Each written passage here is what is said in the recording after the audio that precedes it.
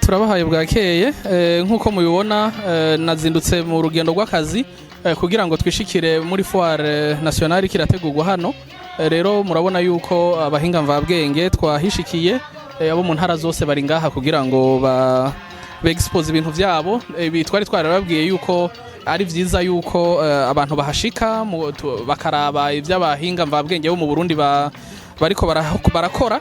Rero nibaza yuko ni kakamo twategwa na leta, twebwe tuvuga tuti abanyabuhinga mvabwenge barakwiye guca ubwenge bakamenya yuko ata mwimbu wigeze utunganya utazoronka icuja gukwega exposa. Rero ni vyiza yuko biza birategurwa kare, kakaba ari nakaryo mboneyeho ko gutera kamo abanyamyuga mvabwenge bose kugira ngo bashobore gutunganya ivyo bazoza ku exposa muri ryahaye nishagurisha turiko turategura ry'akarere rizobera hano mu Burundi mu kwezi kwa 12.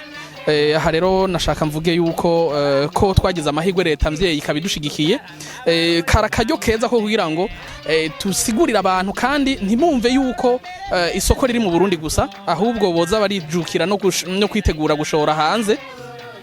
Ikindi twahatanze nk'impanuro nikijanye nuko abantu bo kwijukira gukoresha ama platform kugira ngo ivyo bakora ntibaze bararindira ko abantu bazoza kubagurira aho bakorera, babipibiriye babisanzaze babishire mu ma social media, kuko nico novuga bitumariye. Kandi mwarabonye yuko aho tubitanguriye muri Manaki ubuzima bw'abartiste bwarahindutse, bw'abahinga mvabwenge n'abakora ivy'akaranga. Ngira ngo baduniya murabona turi kumwe ngaha uyu munsi, naho bari basanzwe bazwi baremera yuko hari akarusho turiko turazana kugira ngo habe impinduka.